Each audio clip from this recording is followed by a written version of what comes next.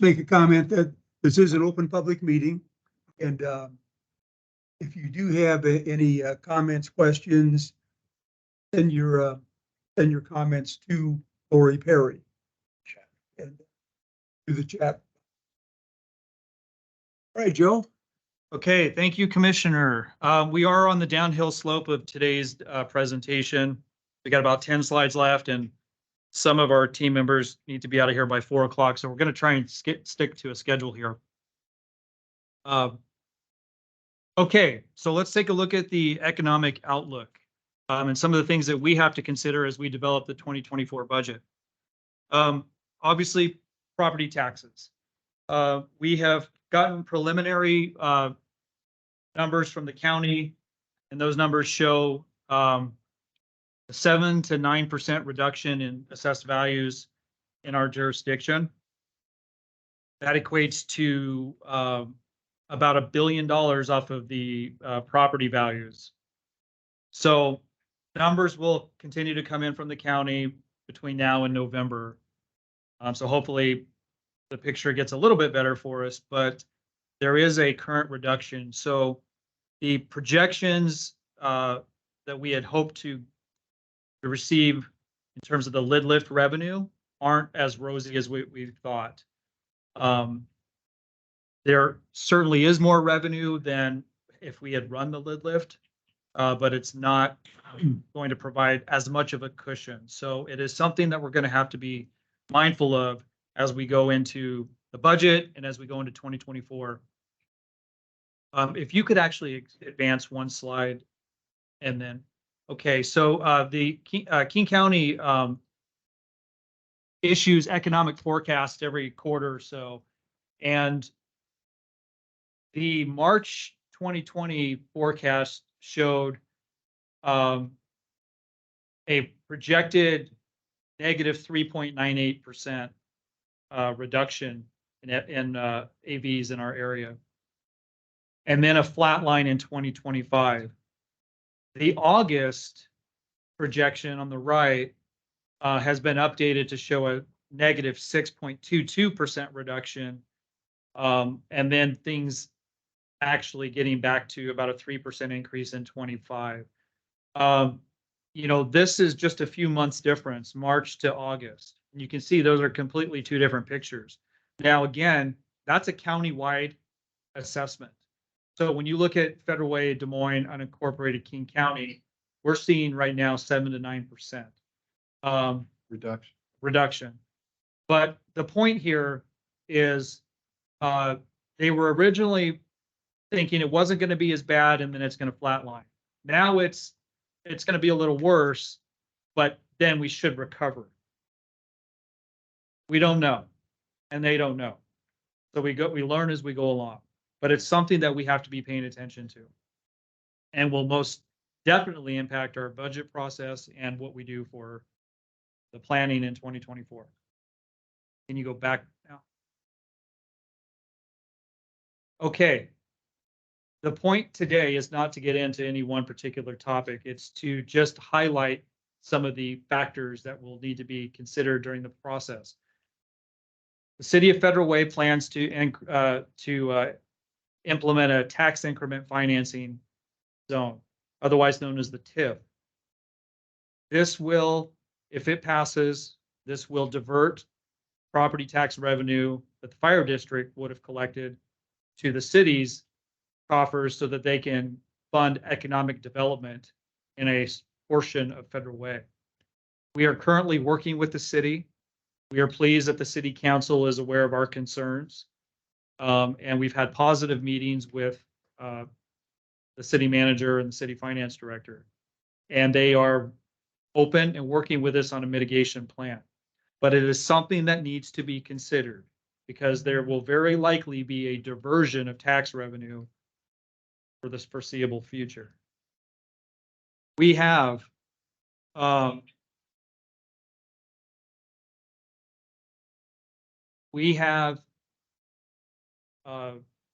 threat of a recession. I don't like that because I don't think anybody really knows, but we can't take it off the table. And all signs seem to point to one will happen. Nobody knows when and to what extent it will look like, but it is something we need to be planning. And then we have our current funding M&O levy that expires at the end of 24.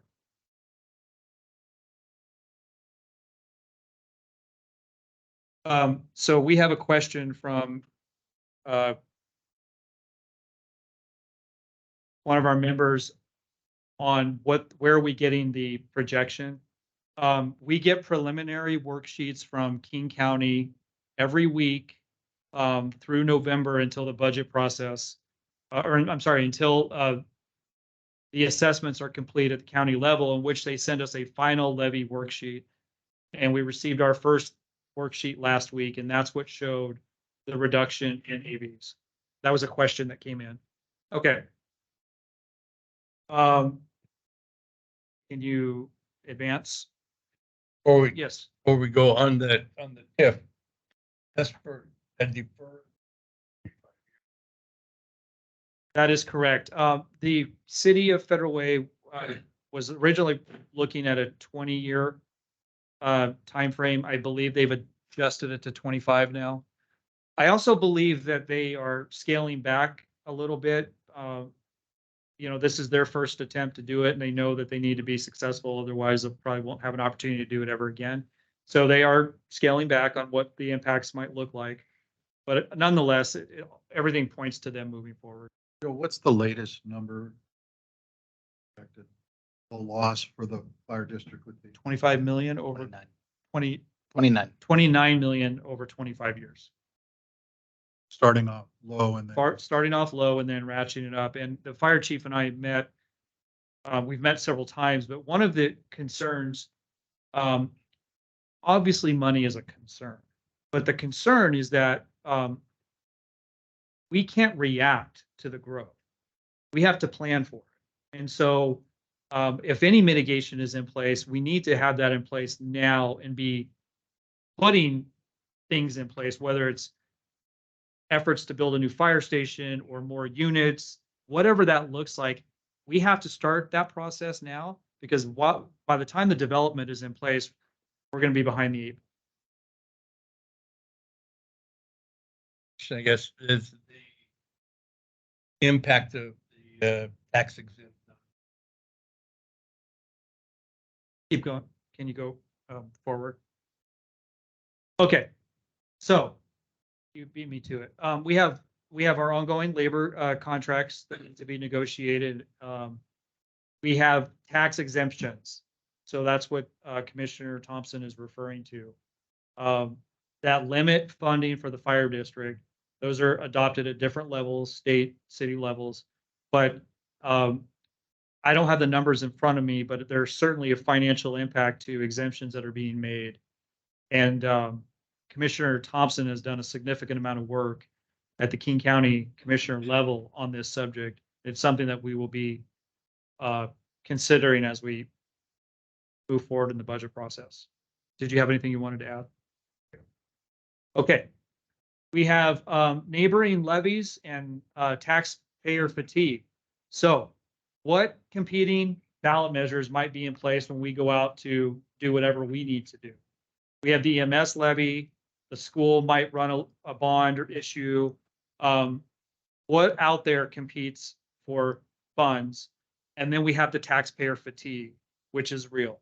And again, the calls, the inquiries this go around highlights that it seems like every time we turn around, and we are all taxpayers ourselves, seems like somebody's got their hand out needing more and more and more. So we need to be mindful of that. We also have grants and alternate funding. So we've actually been successful in the last couple of years in securing grants again. We got the VOTE grant, which was more than $750,000. We had the DEI Workforce Development Grant, and we had a compressor grant. So all in all, the last several years, we've gotten about 1.2, give or take, in grants. Ideally, we would have somebody on staff going out and seeking it, but We do have our legislative advocate for now. Okay. We're gonna switch gears over to district funds, and I apologize, it's broken up on the screen, but currently we have our general fund, which is our primary fund for all revenues and expenditures. We have our capital fund used for the timely replacement of capital equipment in apparatus, facilities improvements. We have our contingency fund, which is what was referred to formerly as the rainy day fund, available for emergencies and unforeseen circumstances. We have our medical restricted fund for our self-insurance medical plan. And then we have our left one fund for disabilities. Keep going back. Okay. This is kind of a picture of what our funds look like. Now, if you can go forward. This was actually part of this. The next several slides is what we presented back in that 2021 retreat. It's interesting to see the evolution of reserving in this organization. Back in 2009,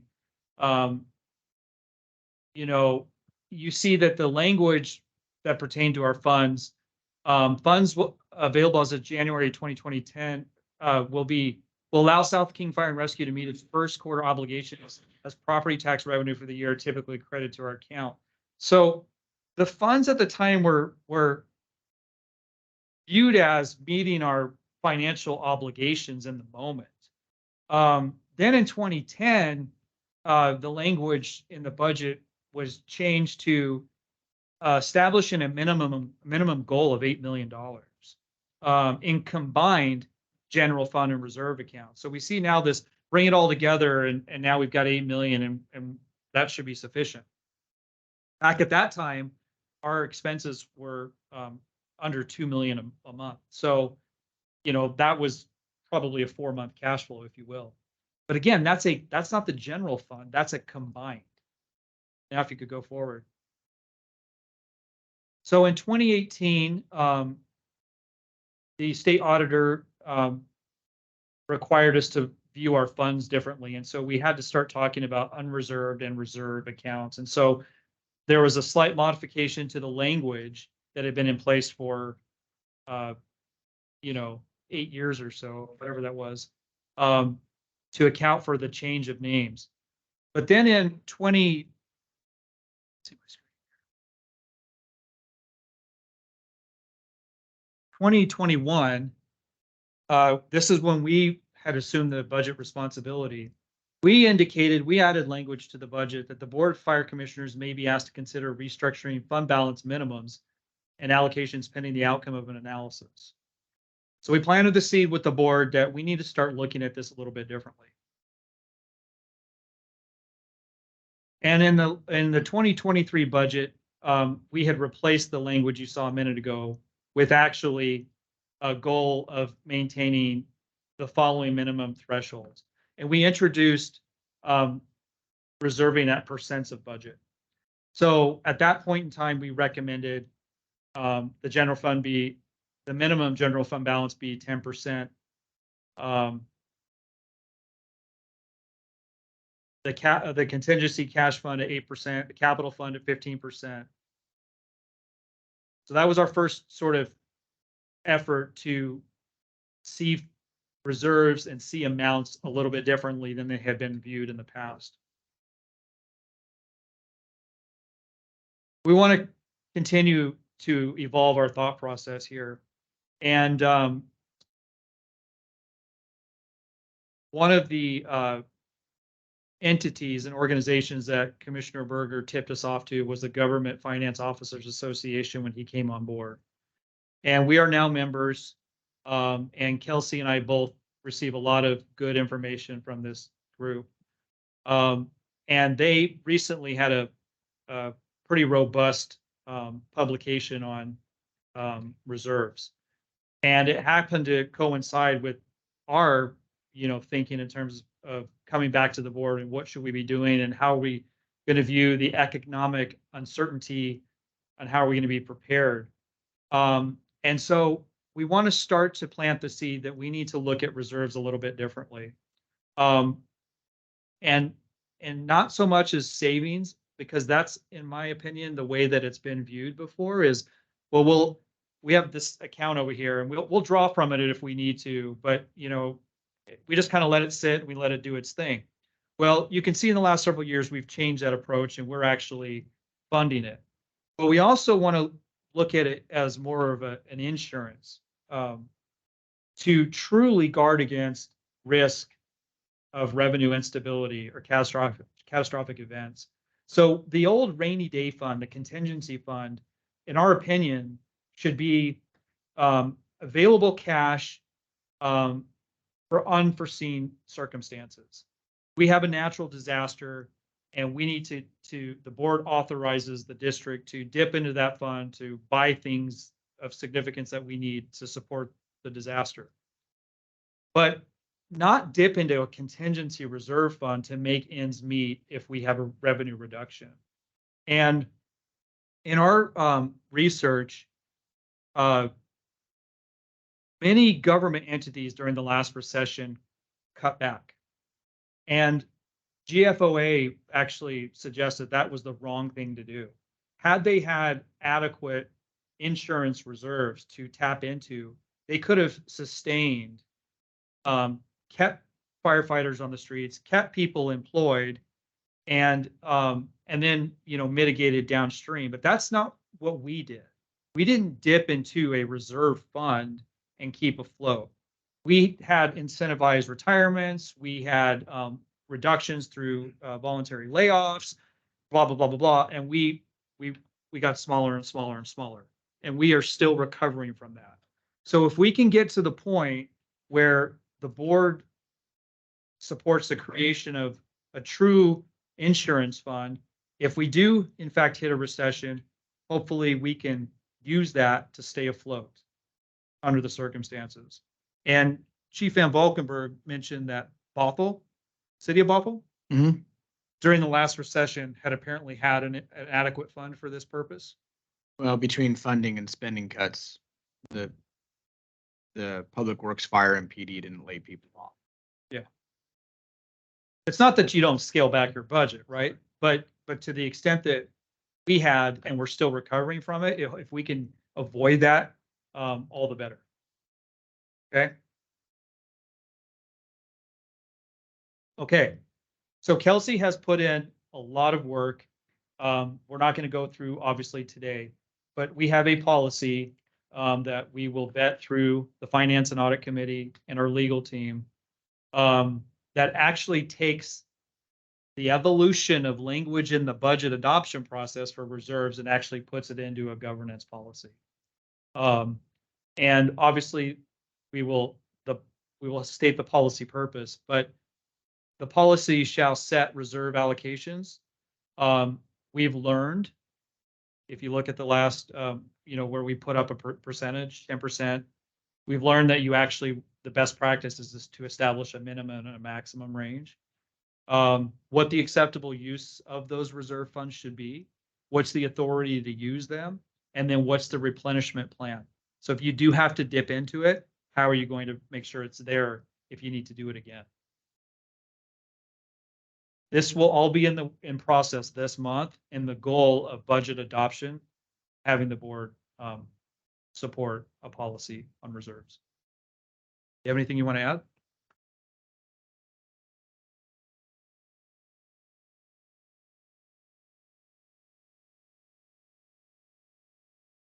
There's a difference between fund balance and reserve.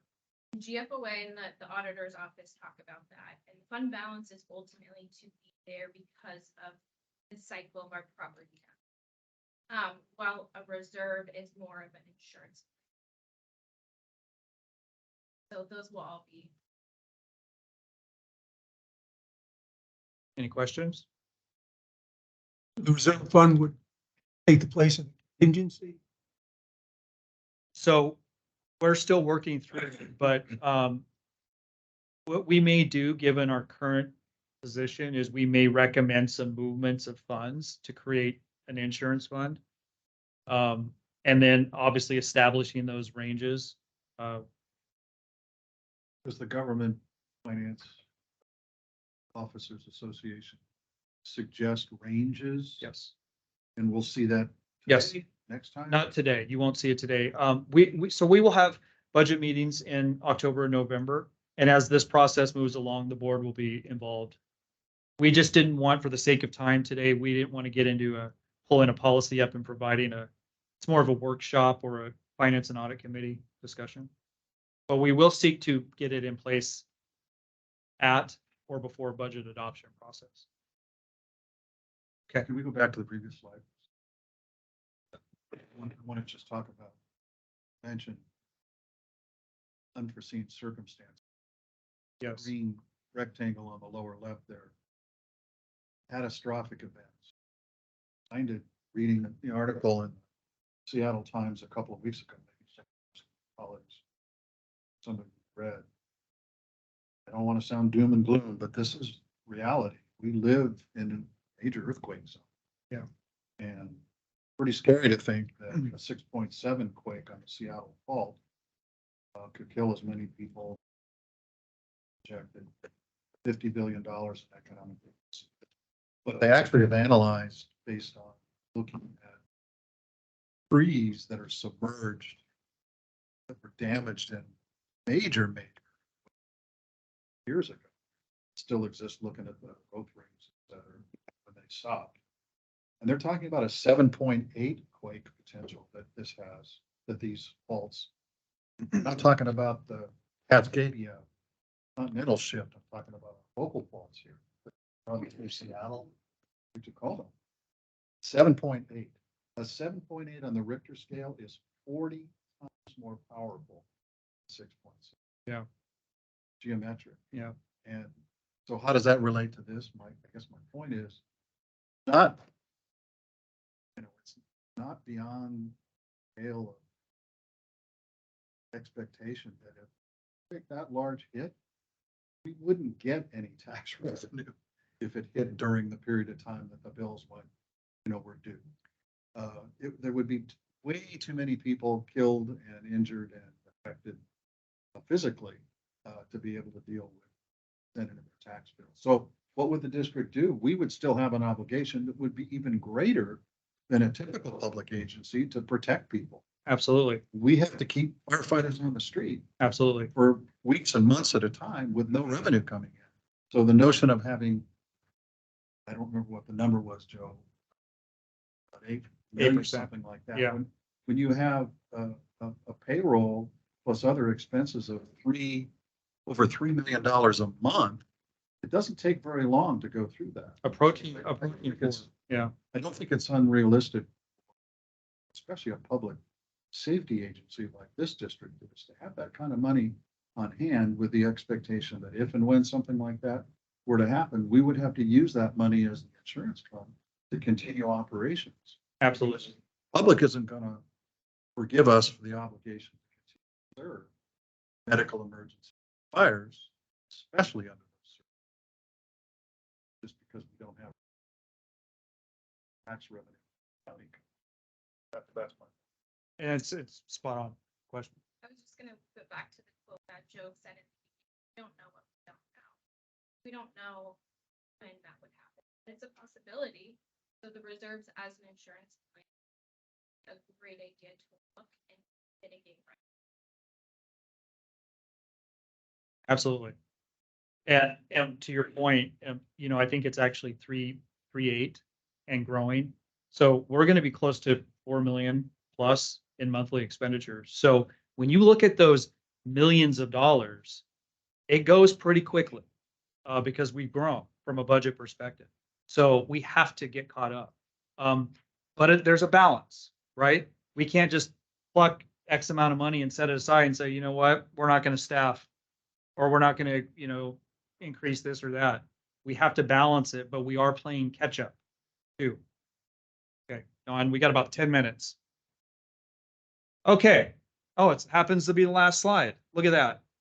What does the quote say? It's hard for the commissioners to see it, but it says, if you fail to plan, you plan to fail.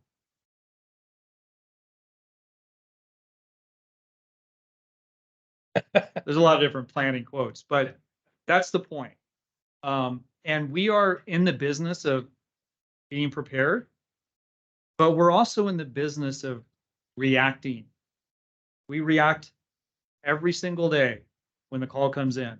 And so we need to get back to balancing the reacting and the preparing.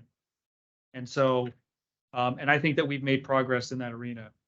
So, what do we have on the docket? We have Station 62 and Station 68. We ran out of bond funds.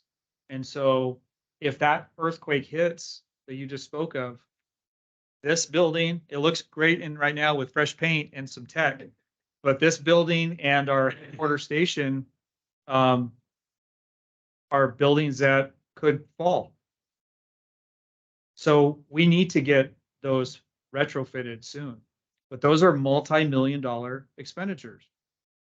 And again, the desire, the hope is to sell the property and use those proceeds. We need to buy a ladder truck. And we've talked about increasing call volume and getting another station.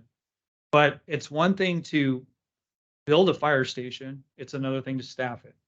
And so how can we achieve all of those goals? DC Barrett made the comment, the benefit charge. And we think that that is the solution is, you know, but that doesn't necessarily fund building a fire station. So how can we fund building a fire station and then use something like the benefit charge to increase our staffing? And how do we grow to support the housing and economic development plans in Federal Way and Des Moines? All of this growth is driven by the cities and transit. So we have to be able to continue to be looking ahead and planning. And everybody knows we have our strategic bridge plan. And the primary focus of that plan, there's a lot of good coming out of that plan, communication, you know, performance evaluations, all of the things that were addressed in the organizational health assessment. But the most important out of all of that is the funding, because that is going to be our ability to continue to grow. And if we get that funding in place, then we can have a true strategic plan. Any questions for us? So the point of today, When we get beyond the budgeting for this year, a session on the benefit charge of understanding what the bits and pieces are of that and what you've learned from Renton. Just kind of what that process is going to look like. absolutely. Go there. So we have, I think there's a meeting this month with Seth, right? At the October meeting. Seth will be coming in to discuss, and I think there's going to be report outs by the stakeholders. And we will include that in the discussion, Commissioner. I wanted to just comment that the intent of this meeting was to plant the seed for the challenges that we're facing, some that we're not even aware of. But as we develop this budget, it's far greater than just people and things. There are a lot of outside forces at play here, a lot of uncertainty going into next year. We need to be mindful about all of that. When will you be coming to us with a recommendation funding? I mean, I believe November or December. the The benefit charge, yes. The timeline in the strategic bridge plan is for us to come to you in the fourth quarter of this year. So to Bill's point, to Fuller's point, we will have some kind of a workshop. Board will have a workshop. Oh, yes. To understand the nuts and bolts. Yes. How it would be structured before we're asked to consider putting it on the ballot.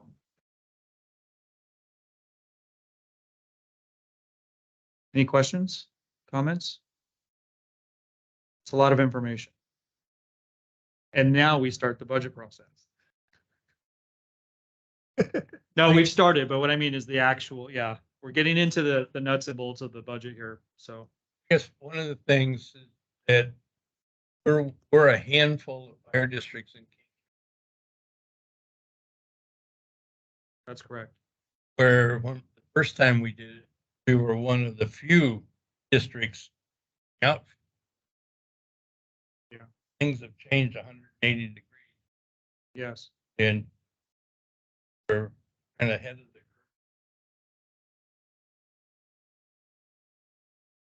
When was that? 29, curve.